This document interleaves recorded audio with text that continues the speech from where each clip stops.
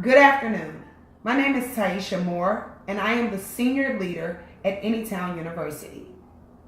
Today, we will be discussing best practices that it will take for one to work with adult learners. We will also discuss some of the state and federal regulations, as well as ethical expectations of all staff members working within our Student Affairs Department. Before we begin, I would like to go over several norms that would help to guide our training. The norms that we use to ensure a successful training consist of the AEIOU model.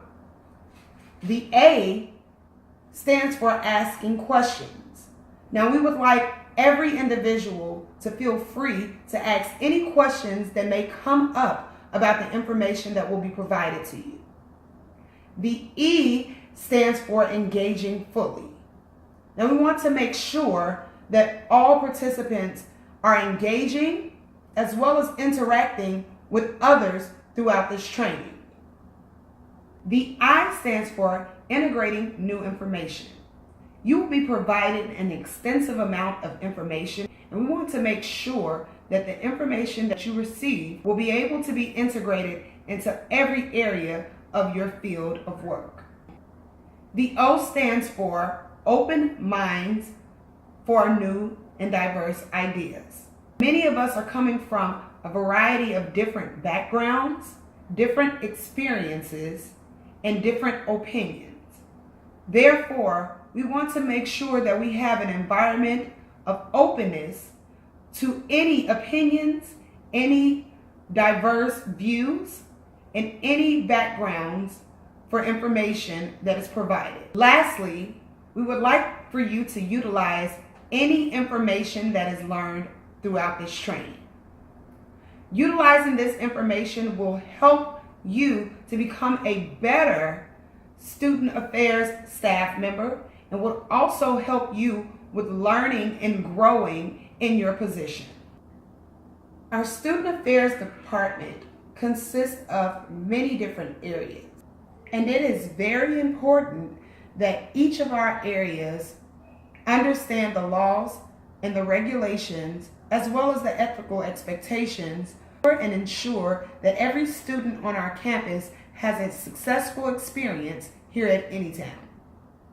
Many of our areas consist of disability services, career services, academic and admissions services, counseling services, as well as campus activities and involvement. We would like to ensure that we are providing a safety net for every student here at Anytown. Student involvement and interactions with our faculty and staff is extremely important to us. And we would like to ensure that each of our students feel that they have a return on their investment, because college is worth it. And they will get that understanding firsthand through our Student Affairs Department. Institutions of higher education are working diligently to ensure that all students on their campuses are being supported and encouraged in every effort to succeed.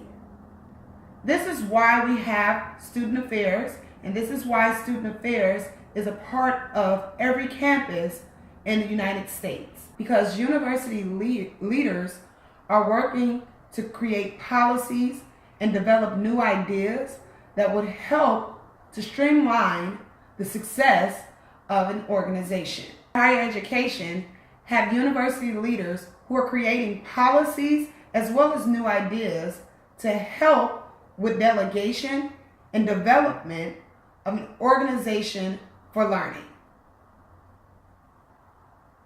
The progress for any organization that would be successful would consist of strong leaders as well as shared responsibility. All stakeholders communicating and implementing plans and goals will help in ensuring the success of a business. All stakeholders communicating and implementing change within a business will help it to continue to thrive. This progress happens in great part through the Department of Student Affairs. The students are an intricate part of what we do, and our goal is to aid in every part of their growth and guide them in their process to become successful individuals in a global society. Our department has a hierarchy of roles which each leader fulfills to ensure that we have connections from our office to every student on campus. In creating a system of developmental support, our team must be aware of the challenges that we will face each and every day and how we can handle the different risks that will come with working within this department. That is why my goal for this training is to discuss many of the laws and regulations that we will need to know in order to have a successful year. It is important that we understand that our first job is to always support our students. However, we want to make sure that we understand every area of the law which affects our student affairs profession. For example, our First Amendment, which arises as a frequent issue in our current societal debates, may arise on our campus at any given time. I would like for each staff member to be prepared when a student comes and they are asking about the rights which exist in our Constitution. Although our students have the right to free speech, to assemble, for a free press, to be able to petition, there are still certain limitations which may exist for each and every student to be able to effectively exercise that right. For example, in order for our students to petition on a campus, they do need to have a petition license, and there are particular restrictions on how they are able to protest.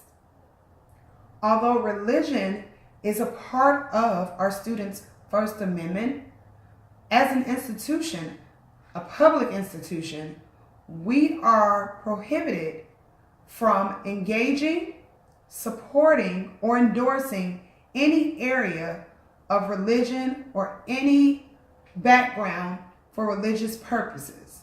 We want to make sure that we are still supportive of our students' First Amendment rights while ensuring the safety of all of our students.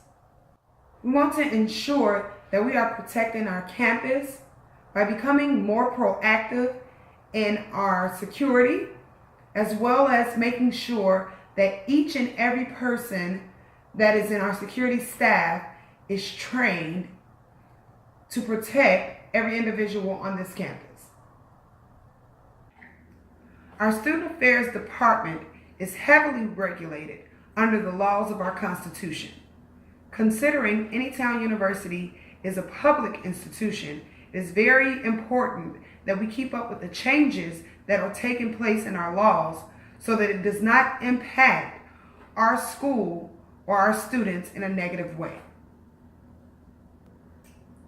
The laws of our Constitution for our public universities are more regulated than any other business that we have in the United States. So it is very important that we understand the different laws such as Title IX, such as different lawsuits and legal actions our students as well as our staff may experience. Moving on to our Fifth Amendment. This one is considered our due process law. We want to make sure that if any student is committing a crime on our campus, that we use the necessary protocol to make sure that they have a fair trial before a jury, whether it is on our campus or whether the courts get involved to seek legal action. Students understand their rights through our Students' Code of Conduct and our Students' Handbook. Many of our legal issues have taken place with some of the history that our institution has been a part of, as well as the growth of our Student Affairs Department. so that we could move forward and ensure that we have growth and change as we are changing with the times on our campus. With the complexities and the diversities that have taken place over the years with our students, and with the more students that are entering college and universities to date, we want to make sure that every student, every demographic, every background has accommodations as well as support on our campus. With the increase in the number of different demographics that we have at our university, we want to ensure that our students see a diverse population of staff and faculty here to serve them. We would like to make sure that our resident halls as well as our career service centers are providing our students with a demographic of individuals who they may be able to relate to, as well as receive support from. Our laws at our public institution may be very different from the laws that exist in, let's say, a private institution or a religious affiliated institution. Those institutions may have laws that are pretty clear in their expectations. At our public institution, because we are ran legally by the United States Constitution, our government is unable to get involved with any type of religious battles. They cannot discriminate. There could not be any form of contention because of a person's sexual orientation or their gender or their age or their religion. Specifics that makes that person unique, we cannot get involved in terms of discriminatory behaviors. One of the more recent issues with our First Amendment that we have to be aware of is the regulations that are placed on us for student affairs with issues of students in social media. And we know that social media is a rising situation of areas of bullying and different things that may target behavior that could happen on our campus as a result of what may have come from social media. It's very important that we understand that we cannot, according to our United States Constitution, we cannot infringe upon the rights of our students' free speech, freedom of speech, and freedom to post what he or she pleases on their social media sites. So again, I state, for us to be proactive in areas such as putting out things to our students in our code of conduct, which we encourage as behavior and safety for all of our students. Now, we've discussed our religious affiliated institutions and a little bit of our public institution, but we did not talk about our private institutions. It's just very important that we understand the difference between the three affiliated institutions and the laws and regulations which bind each institution from the rights that infringe upon our students. A private institution are confined within the laws of private corporations and organizations. The religious affiliated institutions have very little restrictions about some of the laws and regulations that are ran at their universities. But a public institution are under the United States Constitution, and that we have to ensure that we are following the laws and the rights that exist for each of our students. With that being said, any colleges or universities that is practicing an area of discrimination, whether it be sex, disability, gender, age, race, religion, of any sort, is absolutely prohibited. We have certain ethical expectations in place for all of our staff members so that we are being proactive and avoiding any situations of discrimination. We want to make sure that we treat everyone with the utmost respect and that we treat each other the way that we want to be treated. This is why areas of diversity and ethics are very important. We want to make sure that we are understanding and learning and growing as individuals as well as collaboratively within our environment. Many of our students as well as our faculty come from different backgrounds, which means that they can bring a lot of different opinions and experiences to our community. This is why our code of ethics is very important to us at Anytown. We want to make sure that each individual that is working in our student affairs department feel safety, respect, autonomy, and most important, integrity. Integrity is one of our biggest points of pride. Each of us has a role in making this department run smoothly, effectively, and successfully. It is very important that everyone understand their roles, that no one is overstepping their boundaries or taking on roles that does not belong to him or her. We want to also ensure that everyone is loyal and commitment to the responsibilities for each and every person that is within the department, that we are holding one another accountable for completing our task and that we are helpful to each other. This is why communication is so very important, and active listening as well as speaking is extremely important as well. We want to make sure that everyone is able to openly communicate with one another, that everyone feels free to speak with each other about any issues or discrepancies, and that everyone knows the point of contact to go to if there is an issue arising that individuals cannot fix themselves. We want to promote a friendly work environment with group interactions, with confidence, with areas of personal growth for each and every individual, so that we can ensure the future success of all of our workers, to allow all of our staff to grow into leaders. We want to make sure that we are providing professional development to each of our staff members, that we are creating opportunities for our staff members to grow and to change, and that we are supporting each and every one of our staff members in their goals for improvement. We would like each of you to be able to utilize strategies and to go above and beyond for the students whom we serve. Therefore, I am asking that each of you read our vision statement. You will be creating a personal mission statement which supports our vision based on the role that you are serving in this department. Each member of our staff can become managers, mentors, and educators.